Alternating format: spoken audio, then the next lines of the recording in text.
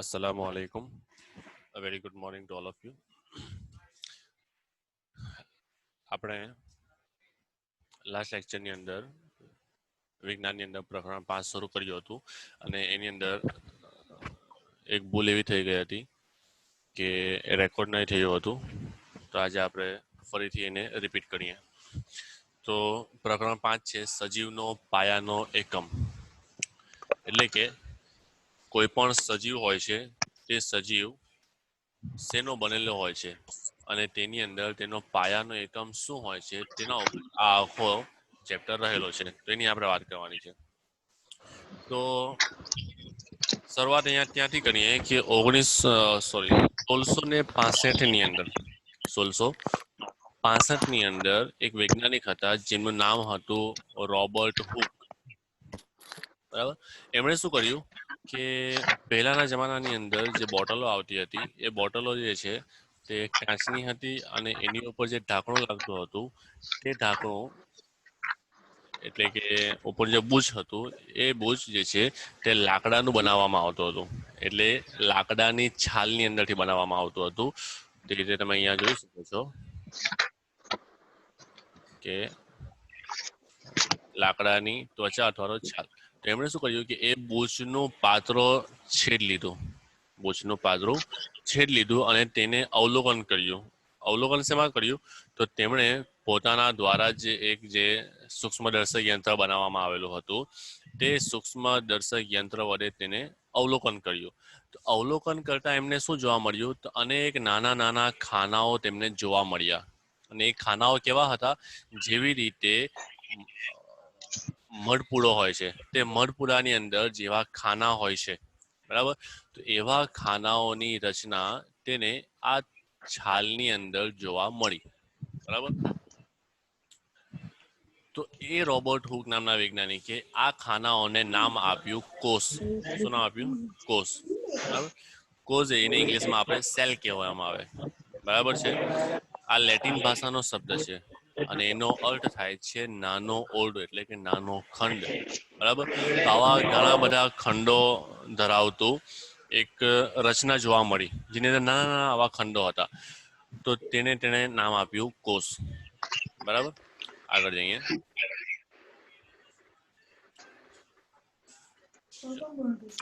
આ જે ઉપરની ઘટના હતી એ ખૂબ જ સામાન્ય હતી, પરંતુ આ ઘટના પછી જેમ જેમ પ્રગતિ થતી ગઈ સાયન્સની અંદર, વિજ્ઞાનની અંદર, જેમ જેમ નવી નવી ટેકનોલોજી આવતી ગઈ તેમ તેમ તેની અંદર જે આ કોષની રચના, કોષની અંદર શું આવેલું હોય છે, સજીવોની અંદર શું હોય છે, બરાબર, તેઓના કાર્યો દરેક વિશે માહિતી મળતી ગઈ. બરાબર. આગળ આપણે જોઈએ કે સજીવો શેના બનેલા હોય છે. કોઈ પણ સજીવો હોય છે એ દરેક સજીવ જે છે તે કોઈક વસ્તુનો બનેલું હોય છે. ઉદાહરણ તરીકે આપણે વાત કરીએ એક કોઈ મકાનની એક દિવાલ છે, તો એ દિવાલ શેની બનેલી હોય છે? બરાબર. તો એ દિવાલની અંદર સૌથી મહત્વની અથવા અગત્ય અથવા તેના પાયાની જે વસ્તુ હોય છે તે હોય છે ઈંટ હોય છે.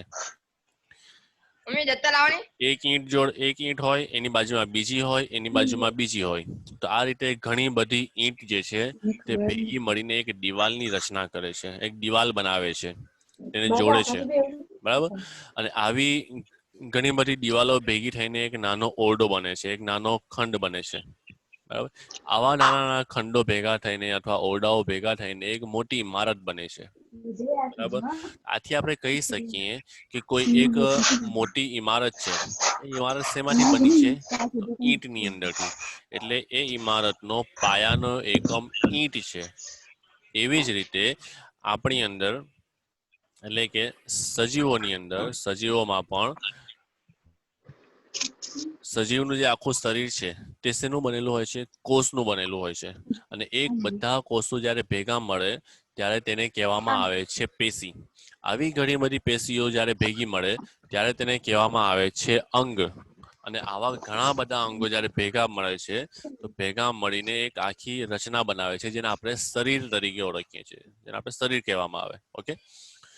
તો સજીવો શેના બનેલા હોય છે તેના વિશે આપણે જોઈએ તો એક પ્રવૃત્તિ કરવાની છે. એ પ્રવૃત્તિની અંદર આપણે શું કરવાનું છે કે ડુંગળીનો એક નાનો ટુકડો લેવાનો છે.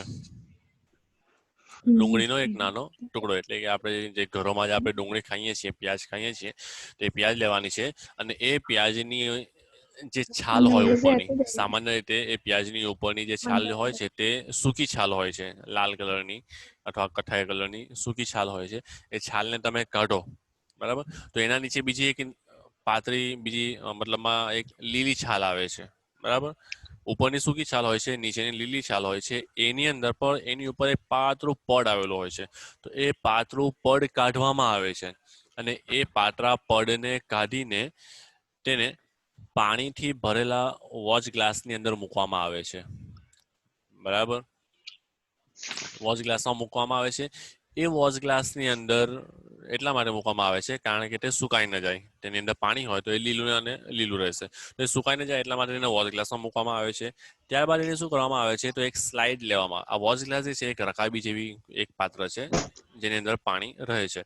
ત્યારબાદ એક કાચની સ્લાઇડ લેવામાં આવે. સ્લાઇડ તમને ખબર હશે, પેલું માઇક્રોસ્કોપની અંદર જોવા માટે કોઈ પણ વસ્તુને સ્લાઇડની ઉપર મૂકવામાં આવે અને તેને સ્લાઇડને માઇક્રોસ્કોપ એટલે કે સૂક્ષ્મદર્શક યંત્રની અંદર મૂકવામાં આવે છે.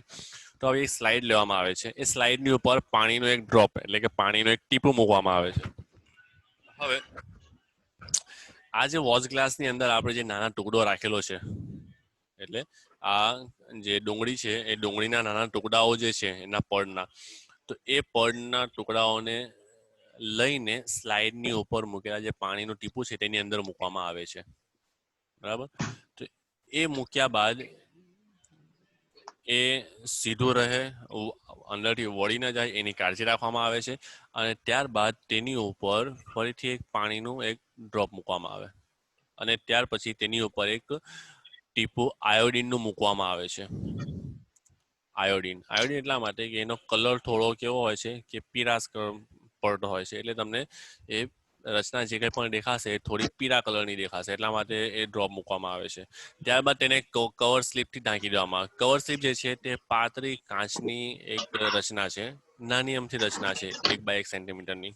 તો એ કવર સ્લીપ લેવામાં આવે અને કવર સ્લીપથી એને ઢાંકી દેવામાં આવે છે, બરાબર. તો આ આપણી સ્લાઇડ તૈયાર થઈ ગઈ. હવે એ સ્લાઇડને શું કરવામાં આવે, તો એ સ્લાઇડને જે છે તે સૂક્ષ્મદર્શક યંત્રની ઉપર મૂકવામાં આવે છે, બરાબર. આ જે રચના જે છે એને કહેવામાં આવે છે સૂક્ષ્મદર્શક યંત્ર. અને સૂક્ષ્મદર્શક યંત્ર કહેવામાં આવે છે. તમે જોયું પણ હશે પ્રાઇમરીની અંદર. નહીં જોયું હોય તો આપણે અહીંયા તમે જ્યારે સ્કૂલમાં આવશો, સ્કૂલ શરૂ થશે ત્યારે આપણે બતાવીશું. તો એની અંદર આ જે ભાગ જે છે, આ જે ભાગ છે એને પ્લેટફોર્મ કહેવામાં આવે અથવા તો સ્ટેજ કહેવામાં આવે છે. અહીંયા લખ્યું છે જો સ્ટેજ. તો એની ઉપર આ ભાગની અંદર જે છે તે કવર સ્લીપ મૂકી હોય છે અને આ લેન્સ છે જેના વડે આપણે જોઈ શકીએ. કોઈ પણ જે વસ્તુ નરી આંખે ન દેખાતી હોય તે વસ્તુ આની મદદથી આપણે જોઈ શકીએ છીએ. તો એ સ્લાઇડને આની અંદર સ્ટેજની ઉપર એટલે કે પ્લેટફોર્મ પર મૂકવામાં આવે છે અને તેની અંદર અવલોકન કરવામાં આવે છે. અવલોકન કરતા હવે એની અંદર જે આપણે ડુંગળીના છાલનો જે પડ જે છે તેનો ટુકડો લીધો છે, તેની અંદર રચના કેવી દેખાય છે, તો અહીંયા નીચે એક આકૃતિ આપી છે, તે આપણે આકૃતિ જોઈએ. તો આ જે આકૃતિ આપણને દેખાય છે, આ રચના આપણે જ્યારે અવલોકન કરીશું તો આપણને આવી રચનાઓ દેખાશે, એટલે કે આવા નાના નાના ખાનાઓ વાળી રચના દેખાશે. અને એ દરેક ખાનાઓની અંદર આવો નાનો એક ટપકું જોવા મળે છે આપણને. આ દરેક ખાનાઓની અંદર એક ટપકું છે, એ ટપકું જોવા મળે. તો આ નાના નાના ખાનાઓ શું છે, તો આ નાના નાના જે ખાનાઓ જે છે તે કોષ છે. આ બધા ઘણા બધા કોષો ભેગા થઈને આ એક પેશી બની છે. આ પેશી બની છે, ઘણા બધા કોષો ભેગા થઈને પેશી બનાવે છે. અને આ જે નાના નાના ટપકા દેખાય છે, એ ટપકાઓ જે છે તે આપણા કોષનું કેન્દ્ર છે, કે જેને કોષ કેન્દ્ર તરીકે ઓળખવામાં આવે છે, બરાબર. તો આપણો જે શરીર છે અથવા તો જે કંઈ પણ સજીવનું શરીર છે, બરાબર, એ દરેક સજીવો જે છે તે આવા કોષોના બનેલા હોય છે. દાખલા તરીકે ડુંગળી જે છે તે ડુંગળીની આપણે છાલ લીધી, એ છાલનો એક નાનો ટુકડો લીધો, એ નાના ટુકડાઓની અંદર આ રચના જોવા મળે છે આપણને. તો આનાથી કહી શકાય કે સજીવો જે છે તે કોષ દ્વારા બનેલા છે. શેના દ્વારા બનેલા છે? કોષ વડે બનેલા છે. એટલે કે ઘણા બધા કોષો ભેગા થાય, ભેગા થઈને એક પેશી બનાવે. આ બધી પેશીઓ ભેગી થાય છે અને ભેગી થઈને એક અંગ બનાવે છે અને આ બધા અંગો ભેગા થઈને એક શરીર બનાવે છે અથવા તો એક સજીવ બનાવે છે. બરાબર છે, આગળ જઈએ. તો આજે આપણને રચનાઓ દેખાય છે, તો એ રચનાઓ શું છે? બરાબર, તો આ બધી રચનાઓ એક જેવી જોવા મળે છે. બરાબર, અને એક જેવી રચનાઓ એટલે કંદનું સલ્કી આવરણ બનાવે છે. એટલે કે આ બધી રચનાઓ ભેગી થઈને એક પળ બનાવે છે, એક આવરણ બનાવે છે. જેમ કે ડુંગળી જે છે એ બીજું કંઈ નથી, પરંતુ એની અંદર આવા ઘણા બધા પળ જ્યારે ભેગા થાય છે, એટલે સામાન્ય રીતે એક ઘણા બધા પળ જે છે તે ભેગા થાય. દાખલા તરીકે ઉદાહરણ લઈએ આપણે સમોસાની અંદર ઘણા બધા પળ અથવા તો રોલ લઈએ તો રોલની અંદર એ ગળી વાળીને આખો રોલ બને છે. તો એ બીજું કંઈ નથી પણ એ એક નાનું પાતળો પડ છે, પરંતુ એને ઘણી વખતે લપેટવામાં આવે. લપેટવાના કારણે તે આખી એક રચના બને છે. એવી જ રીતે જે ડુંગળી જે છે તે પણ આવા સલ્કી આવરણની બનેલી હોય છે, જેને આપણે ડુંગળી કહીએ છીએ. તો એને જ્યારે સૂક્ષ્મદર્શક યંત્રની અંદર નિહાળીએ, આપણે જોઈએ છીએ, ત્યારે આપણને આવી રચનાઓ જોવા મળે છે. એટલે કે ડુંગળીના કોષો જે છે તે એક સમાન સંરચના ધરાવતા હોય છે. એટલે કે એક પ્રકાર જેવા, એટલે કે એક જેવા જ કોષો ધરાવતા હોય છે. બરાબર, તેમના કદ કેવા છે તેની સાથે ડુંગળીને કોઈ લેવા દેવા નથી, તેનો કોઈ સંબંધ નથી કે નાના કદના છે કોષો કે મોટા છે એનાથી તેને કોઈ લેવા દેવા નથી. એ આખી ડુંગળી જે છે તે આવા પ્રકારના કોષોથી બનેલી હોય છે. ચાલો આગળ જઈએ. તો ડુંગળીના કંદના સલ્કીપર્ણ કે સલ્કનો મૂળભૂત એકમ છે.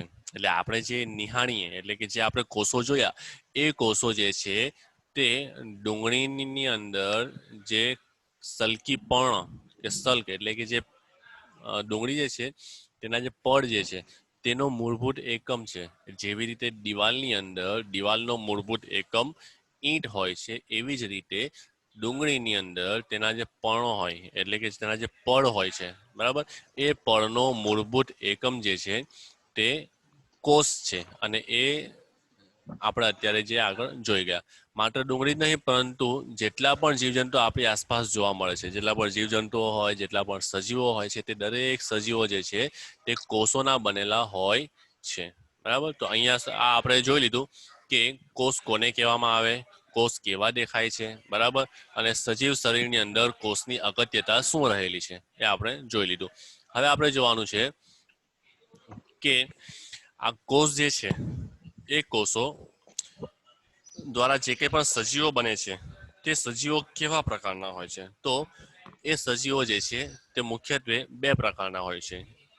જે કોષો વડે સજીવો બનેલા હોય છે તે મુખ્યત્વે બે પ્રકારના હોય છે. એની અંદર એક હોય છે જેને કહેવામાં આવે છે એક કોષીય સજીવો, અને બીજા પ્રકારના છે એને કહેવામાં આવે છે બહુકોષીય સજીવો. સામાન્ય રીતે, બરાબર, એમાં જે એક કોષીની વાત કરીએ તો એક કોષીય કોને કહેવામાં આવશે, તો જે સજીવો ફક્ત એક જ કોષના બનેલા હોય.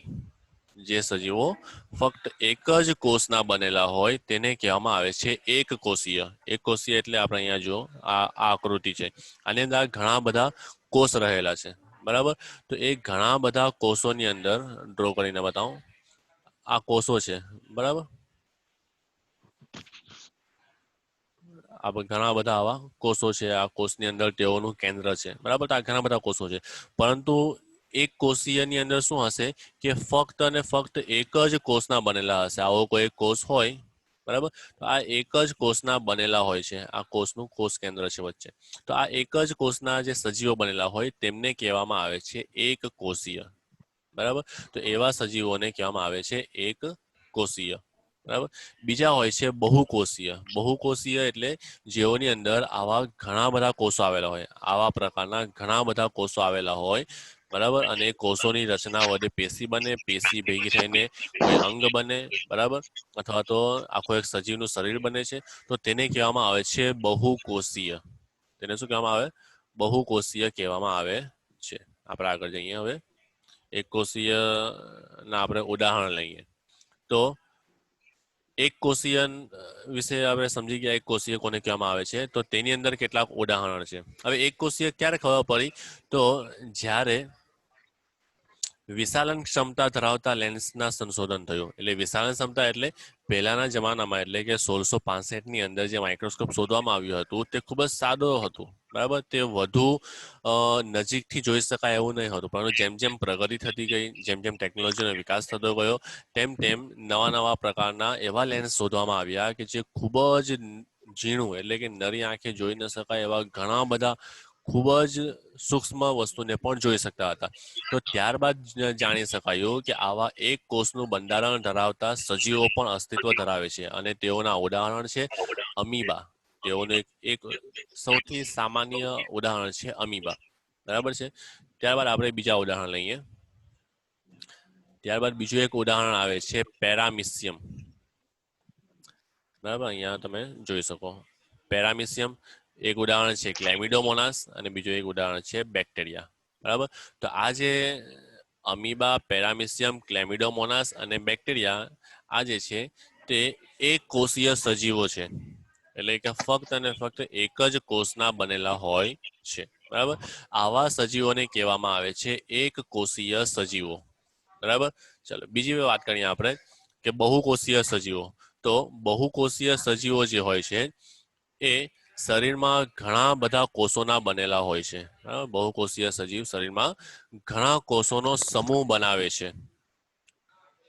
બરાબર, જે અલગ અલગ કાર્ય કરે છે. તો એ અલગ અલગ કાર્ય કઈ રીતે કરશે? તો એ જે છે કોષો ભેગા થઈને પેશી બનાવે. બરાબર, તો એ પેશીનું કાર્ય શું છે? તો પેશી કોઈ શરીરની અંદર કોઈ ચોક્કસ કાર્ય કરે છે. બરાબર, તો એ ચોક્કસ કાર્ય કરવા માટે જે પેશી આવેલી હોય તે પેશી જે છે તે ઉદાહરણ તરીકે આપણે વાત કરીએ તો ફૂગ છે, વનસ્પતિ છે, પ્રાણીઓ છે. બરાબર, તો આ જે છે આ સજીવોની અંદર પેશીઓ આવેલી હોય. દાખલા તરીકે એક સામાન્ય રીતે એક વાત કરીએ કે વનસ્પતિની અંદર જે જમીનની અંદરથી પાણીનું શોષણ કરે છે. તો એ પાણીના શોષણ માટેની એક પેશી આવેલી હોય છે જેને જલવાહક પેશી કહેવામાં આવે છે. બરાબર, તો એ શોષણ કરે છે અને પાણીનું વહન ઉપર સુધી કરાવે છે. એટલે કે આખા વૃક્ષની અંદર તેનું વહન કરાવે છે. બીજા પર્ણો જે છે વનસ્પતિના તે પ્રકાશ સંશ્લેષણનું કાર્ય કરે છે, એટલે કે ખોરાક બનાવે છે. તો આવા બનેલા ખોરાકનું વહન અન્નવાહક પેશીઓ વડે થાય છે. બરાબર, તો આવી બધી પેશીઓ જે છે તે પોતાનું કાર્ય કરે છે. આગળ જઈએ. જેટલા પણ બહુકોષીય સજીવો હોય છે, જેટલા પણ બહુકોષીય સજીવો હોય છે એ કઈ રીતે બનેલા હોય છે? તો એ શરૂઆતમાં ફક્ત એક જ કોષ હોય. શરૂઆતમાં કેવા હોય છે? એક જ કોષ હોય છે. પરંતુ એ કોષોનું વિભાજન થાય એટલે કે એકમાંથી બે થાય, બેમાંથી ચાર બને. બરાબર, એટલે આવા નાના નાના બીજા ઘણા બધા કોષો બને છે. એકમાંથી બે થાય, બેમાંથી ચાર થાય, ચારમાંથી આઠ બને. આ રીતે તેઓનું વિભાજન થાય. વિભાજન થાય અથવા તો બીજા શબ્દોમાં કહીએ કે તેનું ગુણન થાય. તો આ ગુણન થાય અને વિભાજન થઈને તે શું બનાવે છે? તો પોતાની સંખ્યામાં વધારો કરે છે. બરાબર, તો આ વિભાજન પામી પોતાના જેવા બીજા અન્ય કોષોનું નિર્માણ કરે છે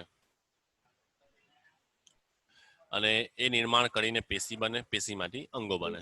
બીજી એક આપણે પ્રવૃત્તિ જોવાની છે. એ પ્રવૃત્તિની અંદર એવું છે કે આપણે જુદા જુદા કદના પર્ણના આવરણ કે સ્તર, ડુંગળીના મૂલાગ્ર કે ડુંગળીના પટલ લઈને હંગામે આસ્થાપન કરવાનો પ્રયત્ન કરીએ. એટલે કે આ તો આપણે ડુંગળીની અંદર ડુંગળીના પર્ણની વાત કરી. હવે ડુંગળીના જ્યારે મૂળ આપણે લઈએ તો મૂળની અંદર પણ આવા આડો છેદ લેવામાં આવે અને તેને અવલોકન કરીને નીચેના પ્રકારના આ જે સવાલો છે તે સવાલના જવાબો આપણે આપવાના રહે છે. સૌથી પહેલો સવાલ જે છે કે શું બધા કોષો કદ અને આકારમાં સમાન છે? બરાબર, તો આના બે જવાબ આપી શકાય. એક જવાબ એ છે કે પર્ણના જે કંઈ પણ કોષો હશે તે દરેક કોષો જે છે તે સમાન હશે અને સમાન કદના હશે. પરંતુ જ્યારે બે પર્ણ અને મૂળ બંનેની સરખામણી જ્યારે કરવામાં આવે તો પર્ણના અને મૂળના કોષો બંનેની અંદર જે છે તે ઘણું અંતર હશે. એટલે કે તેમના કદની અંદર પણ અંતર હશે અને તેઓના કાર્યની અંદર પણ તે અલગ હશે. બરાબર, ચાલો ત્યારબાદ બીજી વાત કરીએ. શું બધા કોષોની સંરચના સમાન હોય છે? તો દરેક કોષોની સંરચનાઓ જે છે તે સમાન હોય છે. એટલે કે એક સમાન કાર્ય કરતા કોષો જે છે તે એક સમાન હોય છે. એટલે કે તેઓની અંદર રહેલી રચનાઓ પણ કેવી હોય છે? સમાન હોય છે. પરંતુ જ્યારે સરખામણી કરીએ પર્ણની અને મૂળના કોષોની તો ત્યારે બંનેની અંદરની રચનાઓ કેવી હશે? અલગ અલગ હશે. મૂળની અંદર રહેલા દરેક કોષો કદ, આકાર અને સંરચનાની દ્રષ્ટિએ સમાન હશે. બરાબર. અને પર્ણની અંદર જેટલા પણ કોષો રહેલા છે તે દરેકે દરેક કદ, આકાર અને સંરચનાની દ્રષ્ટિએ સમાન હશે, પરંતુ પર્ણ અને મૂળની અંદર રહેલા કોષોની જ્યારે સરખામણી કરીએ ત્યારે બંનેની અંદર કદ, આકાર અને સંરચના અલગ અલગ જોવા મળે છે. બરાબર. જો આગળ આપણે જોઈએ, વનસ્પતિ દેહના વિભિન્ન ભાગોમાંના કોષો વચ્ચેની ભિન્નતા પારખી શકાય છે. હા, પારખી શકાય છે. બરાબર. કઈ શેના આધારે પારખી શકાય? તો આપણે જે છે તે તેના કદ, આકાર, તેની સંરચનાઓ, આ 3 વસ્તુના આધારે તેને આપણે પારખી શકીએ. બરાબર. દરેક જગ્યાએ આવેલા કોષો અલગ અલગ પ્રકારના હોય છે. બરાબર. અને કેટલીક સમાનતાઓ શું જોવા મળે છે? આપણને તેની અંદર સમાનતા શું જોવા મળે? તો સમાનતા એ જોવા મળે કે દરેક કોષો એકબીજા સાથે સારી રીતે જોડાયેલા હોય. કેવા હોય? એકબીજા સાથે જોડાયેલા હોય છે. અને ફક્ત જો પર્ણની વાત કરીએ તો પર્ણના જેટલા પણ કોષો હશે એ દરેક કોષો કદ, આકાર અને સંરચનાની દ્રષ્ટિએ સમાન હશે. મૂળની અંદર પણ આવું જ હશે. કદ, આકાર અને સંરચનાની દ્રષ્ટિએ દરેક કેવા હશે? સમાન હશે. બરાબર છે. આગળ આપણે જઈએ અને ભૂસી કાઢીએ. ઓકે, આગળ જઈએ. હવે કોષોના પ્રકારો આપણે સમજીએ કે આપણે કોષો વિશે માહિતી મેળવી લીધી કે કોષો કેવા હોય છે. એટલે કે નાના ખાનાઓ જેવી રચના હોય છે, તેની અંદર એક નાનું ટપકું હોય છે. બરાબર. ખાનાઓ જેવી રચનાને કોષ કહેવામાં આવે છે. તેની અંદર રહેલા ટપકાને કોષનું કેન્દ્ર કહેવામાં આવે છે. હવે આપણે અન્ય કેટલાક પ્રકારના કોષો છે તેના વિશે માહિતી મેળવીએ. તો માનવ શરીરના કોષો વિશે આપણે જાણકારી લઈએ. તો માનવ શરીરની અંદર કેટલાક કોષો રહેલા છે. આપણું આખું શરીર જે દરેક કોષોનું બનેલું છે, દરેક અંગની અંદર અલગ અલગ પ્રકારના કોષો રહેલા છે. તો એમાં નીચે પ્રમાણે કેટલાક કોષો બતાવ્યા છે. એમાં સૌથી પહેલી આપણે વાત કરીએ તો આપણા શરીરની અંદર જે સ્નાયુઓ જે છે તે સ્નાયુઓ જે કોષોના બનેલા છે તેને કહેવામાં આવે છે સરળ સ્નાયુ કોષ. આ પહેલી આકૃતિ છે. એને કહેવામાં આવે છે સરળ સ્નાયુ કોષ. અને તે કેવા પ્રકારના છે? તે આવા ઊભી રેખા આકારના છે. આવા. બરાબર. અને આ જે છે વચ્ચે આ કાળું ટપકું એ તેનું કેન્દ્ર છે. બરાબર. તો આ સરળ સ્નાયુ કોષ, આવા ઘણા બધા કોષો ભેગા થઈને આપણું એક સ્નાયુ બનાવે છે. બીજા આવે છે રુધિર કોષો. આ રુધિર કોષો ક્યાં રહેલા હોય? તો એના નામ પરથી ખબર પડે છે કે રુધિર કોષો એટલે કે તે રહેલા હશે ક્યાં? રુધિરની અંદર રહેલા હશે. તો એને કહેવામાં આવે છે રુધિર કોષો. બરાબર. તે પણ ઘણા બધા, એની અંદર પણ ઘણા બધા કોષો હોય છે. આ કોષ અલગ છે, પછી આ બીજો કોષ અલગ છે, આ ત્રીજો કોષ અલગ છે. દરેક અલગ અલગ પ્રકારના કોષો છે. તો આવા ઘણા બધા પ્રકારના કોષો આ રુધિરની અંદર આપણા રહેલા છે. બરાબર. એટલે કે આપણે જ્યારે પણ બીમાર પડીએ ત્યારે રિપોર્ટ કરાવીએ તો રિપોર્ટની અંદર રુધિરના ઘણા બધા કણો વિશે આપણને માહિતી આપેલી હોય. તો તે દરેક જે છે તે કોષો છે. બરાબર. અલગ અલગ પ્રકારના કોષો છે. ત્રીજા કોષ વિશે માહિતી લઈએ તો આ ત્રીજો જે કોષ છે જે તમને કદની અંદર ખૂબ જ મોટો દેખાય છે. બરાબર. એને કહેવામાં આવે છે ચેતાકોષ. અને આ ચેતાકોષનું સ્થાન જે છે તે આપણા મગજની અંદર રહેલા હોય. શેમાં રહેલા હોય છે? મગજની અંદર.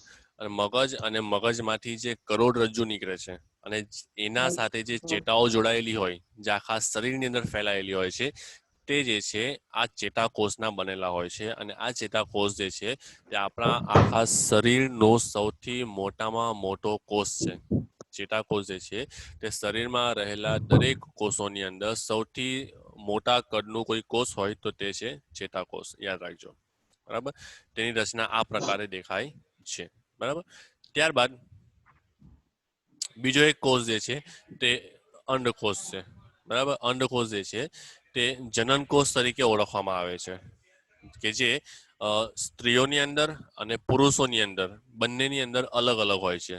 જનનકોષો સ્ત્રીની અંદર અને પુરુષોની અંદર અલગ અલગ હોય છે. સ્ત્રીઓની અંદર જોવા જઈએ તો એ જનનકોષ તરીકે અંડકોષ હોય છે. અંડકોષ હોય. અને પુરુષની અંદર જોવા જઈએ તો જનનકોષ તરીકે શુક્રકોષ હોય છે. બંનેની રચના અલગ છે, બંનેનું કાર્ય પણ અલગ અલગ છે. બરાબર. ચાલો બીજા એક કોષની વાત કરીએ તો એ આવે છે અસ્થિકોષ. અસ્થિકોષ જે છે, અસ્થિ નામ પરથી ખબર પડે કે અસ્થિ એટલે શું? તો અસ્થિ એટલે હાડકા. એટલે આ જે કોષ જે છે તે કોષ જે છે તે હાડકાઓમાં રહેલો કોષ છે. બરાબર. આ અસ્થિકોષ. તો આ પ્રકારના કોષો જે છે તે હાડકાની અંદર આવેલા છે, એટલે આપણા જે હાડકા બનેલા છે તે આવા પ્રકારના કોષો જ્યારે ભેગા થાય છે તો એ ભેગા થઈને હાડકાની રચના કરે છે, એટલા માટે એને કહેવામાં આવે છે અસ્થિકોષ.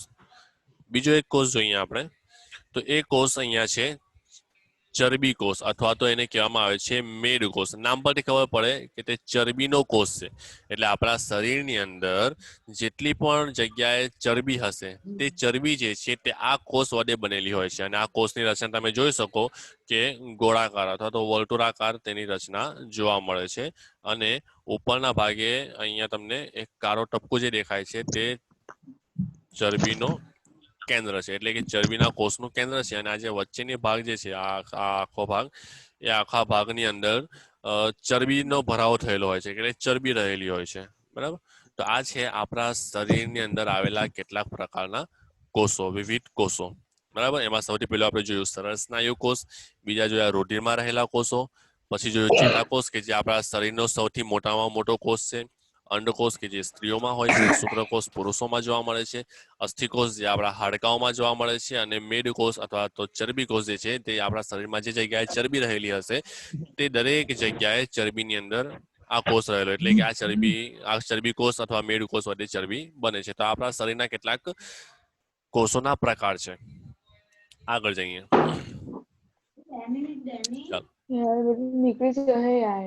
તો આ જે કોષો જે છે એ કોષો જે છે તે કોઈ ખાસ કાર્યને સંબંધિત કોષોનો આકાર અને કદ હોય છે. દાખલા તરીકે આપણે અહીંયા જોયું કે આ જે ચેતાકોષ જે છે તેનો આકાર અને કદ અન્ય કોષો કરતા અલગ છે. એવી જ રીતે અન્ય કોષો જે છે, બરાબર, સ્નાયુ કોષ હોય, રુધિર કોષ હોય, અસ્થિકોષ હોય, ચરબી કોષ, શુક્રકોષ, અંડકોષ, એ દરેકના આકાર અને કદ અલગ છે. એવી જ રીતે તેઓનું કાર્ય પણ અલગ છે. દરેક જગ્યાએ રહેલા કોષોનું કાર્ય અલગ અલગ છે. જે રીતે ઉદાહરણ લઈએ આપણે કે ચેતાકોષની વાત કરીએ. ચેતાકોષ રહેલા હોય છે મગજની અંદર. તો મગજની અંદર શું હોય, તો મગજનું કામ જે છે તે વિચારવાનું કામ કરે છે, સંદેશાઓનું વહન કરે છે. બરાબર, તો આ સંદેશાઓનું વહન કરવાનું કાર્ય, પછી આ આપણે જે યાદ કરીએ છીએ, કંઈ આપણે કંઈ સમજીએ છીએ, સમજવાનું અને એ વસ્તુઓની માહિતીનો સંગ્રહ કરવાનો અને માહિતીનું વહન કરવાનું કાર્ય ચેતાકોષનું છે. ચરબીના કોષની વાત કરીએ તો ચરબીના કોષનું કાર્ય છે ચરબીનો સંગ્રહ કરવો. બરાબર, અસ્થિકોષનું કાર્ય છે કે જે હાડકાઓને મજબૂતી આપે, હાડકાઓને શું આપે, મજબૂતી આપે છે.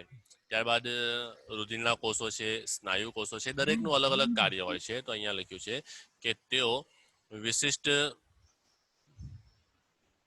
એક મિનિટ, તેઓ વિશિષ્ટ પ્રકારના એટલે કે ખાસ દરેક કોષોના કાર્ય અલગ અલગ હોય છે. આગળ વાત કરીએ, કેટલાક કોષો અમીબાની જેમ આકાર બદલતા રહે છે. અમીબા જે છે તે એક કોષી સજીવ છે. બરાબર, તો એ એક કોષી સજીવ એવું છે કે તે પોતાનો આકાર બદલતો રહે, એટલે કે ઘડીકમાં તે આવો ગોળાકાર બનાવે છે, ઘડીકમાં તે આવો લંબગોળ આકાર પર ધરાવે છે. બરાબર, ઘડીકમાં તે આવો અનિયમિત આકાર પણ બનાવી કાઢે છે આ રીતે. બરાબર, તો આ અમીબાની અંદર આ એક લાક્ષણિકતા છે એક કોષી સજીવની, કે તે પોતાનો આકાર બદલે છે. બરાબર, અલગ અલગ આકારના તે બની જાય છે. તો આ એમની લાક્ષણિકતા અથવા તો વિશિષ્ટતા પણ આપણે કહી શકીએ. આગળ જઈએ તો કેટલાક કિસ્સાઓમાં કોષનો આકાર ઓછા વધતા અંશે નિયત પ્રકારના કોષો માટે નિયત હોય છે. દાખલા તરીકે ચેતાકોષો. બરાબર, એટલે કે ચેતાકોષો પોતાનો આકાર બદલી શકતા નથી. બરાબર, તો એ ખાસ પ્રકારનો એટલે કે ચોક્કસ પ્રકારનો લાક્ષણિક આકાર ધરાવે છે. આગળ વાત કરીએ, દરેક જીવંત કોષો કેટલાક પાયાના કાર્ય કરવાની ક્ષમતા ધરાવે છે. તે બધા સજીવોની લાક્ષણિકતા છે. બરાબર, જેવી રીતે મેં કહ્યું કે દરેક કોષો પોતપોતાનું અલગ અલગ કાર્ય કરે છે.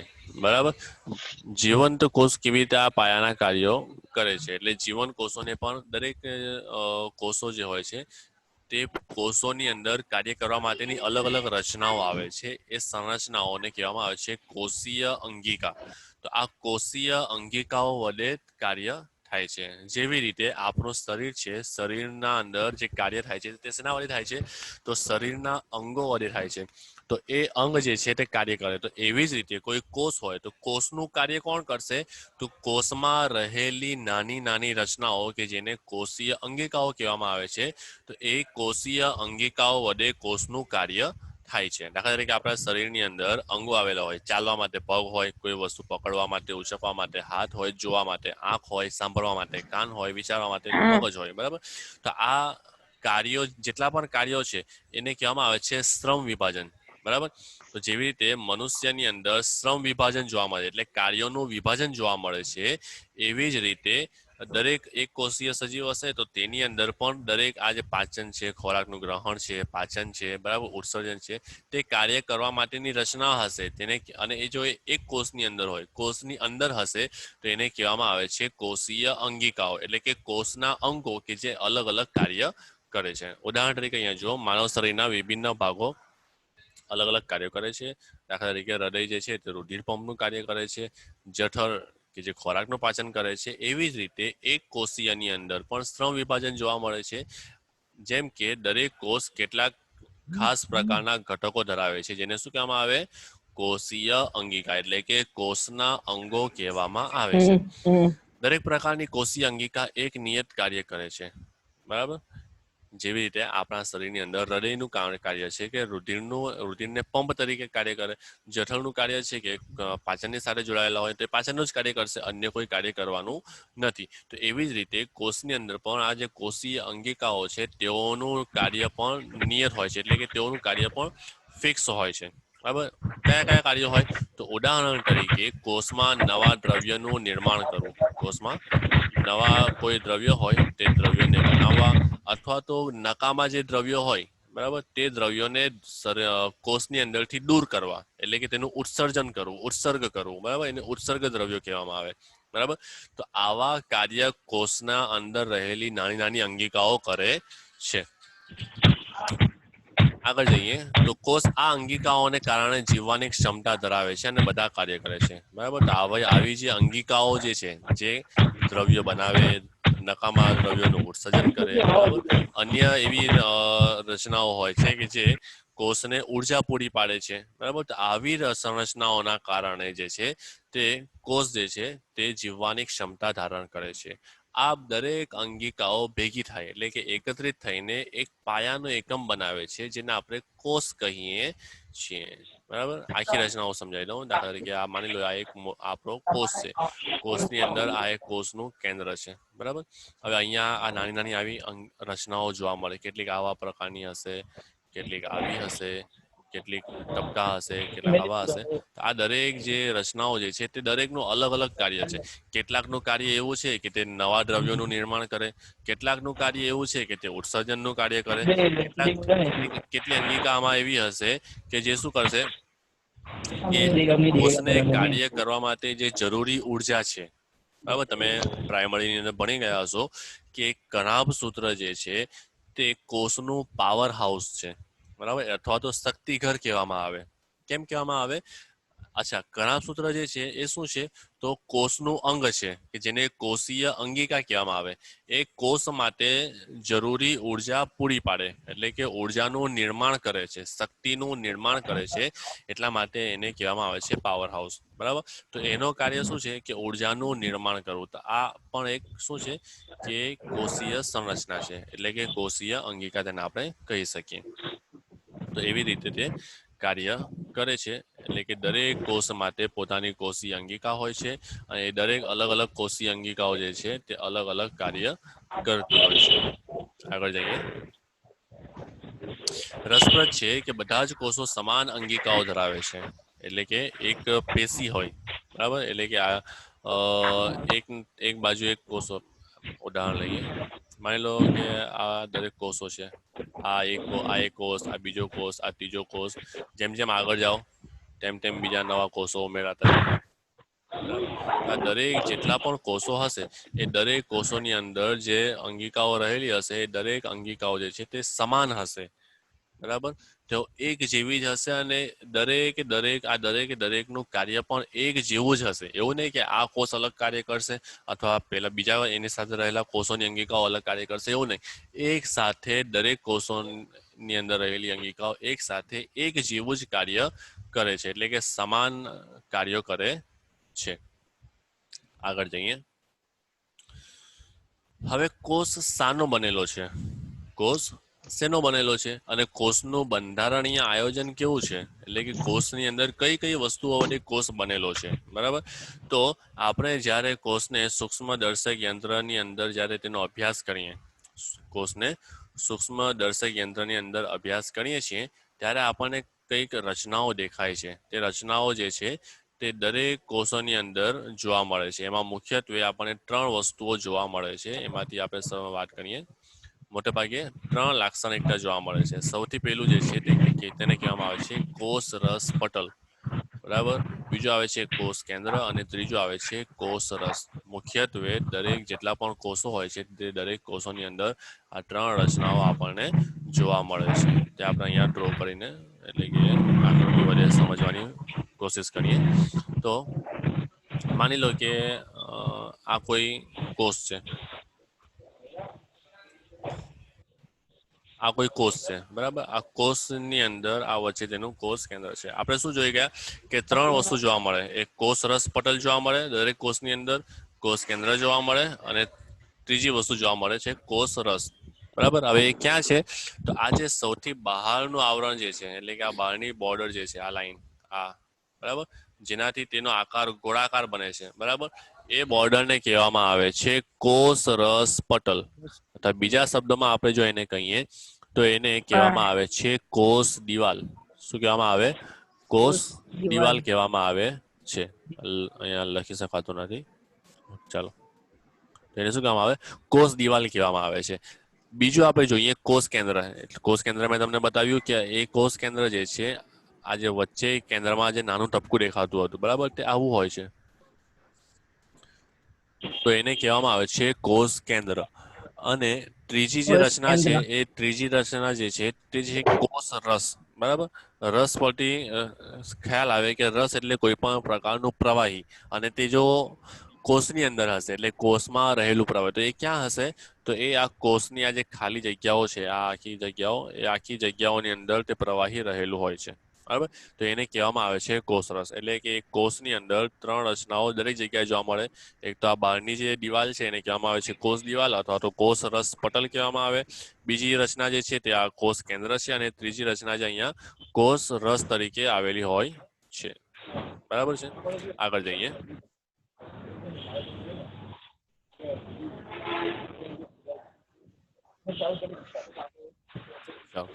આગળ જઈએ. તો આ બધી લાક્ષણિકતાઓને લીધે કોષમાંની બધી પ્રવૃત્તિઓ અને કોષની તેમના પર્યાવરણ સાથે આંતરક્રિયાઓ શક્ય બને છે. એટલે કે આ ક્રિયાઓ, આ રચનાઓ વડે કોષની દરેક ક્રિયાઓ પણ થાય છે અને પર્યાવરણ સાથે, એટલે કે કોષની બહારની જે પરિસ્થિતિ હોય તેની સાથે પણ સંકલન સાધીને આંતરિક ક્રિયાઓ કરી શકે છે, બરાબર? આ દરેક વિશે આપણે ડિટેલની અંદર જોવાનું છે. તો આપણે ડિટેલમાં જોવાનો પ્રયત્ન કરીએ. તો સૌથી પહેલા આપણે જોઈએ કોષીય પટલ અથવા તો કોષ રસ પટલ અથવા તો કોષ દિવાલ. 3 નામે એને આપણે ઓળખી શકીએ, બરાબર છે? કોષરસ પટલ, કોષીય પટલ અથવા તો કોષ દિવાલ. પટલ એટલે પડદો, પટલ એટલે પડદો, બરાબર? સૌથી આ જે છે કોષનું સૌથી બહારનું આવરણ છે. એટલે કે કોષ મેં અત્યારે ડ્રો કરીને બતાવ્યું. ફરીથી આપણે જોઈએ કે આ કોષ હોય છે, તો એ કોષનું આ બોર્ડર છે, વર્તુળાકાર જે બોર્ડર છે બહારની, એ બોર્ડરને કહેવામાં આવે છે કોષીય પટલ અથવા કોષ રસ પટલ. એ શું છે? તો સૌથી બહારનું આવરણ છે, બરાબર? તે કોષને તેના બાહ્ય પર્યાવરણથી અલગ કરે છે. એટલે કે આ બહારની દરેક વસ્તુઓથી શું કરે? આ પટલ અલગ કરે છે. ચલો, કોષ રસ પટલ કેટલાક દ્રવ્યોને કોષમાં પ્રવેશ આપવાની તેમજ કોષની બહાર નીકળવાની મંજૂરી આપે છે, બરાબર? એટલે આ એનું કાર્ય થઈ ગયું કે કોષ દિવાલ અથવા તો કોષ રસ પટલનું કાર્ય શું?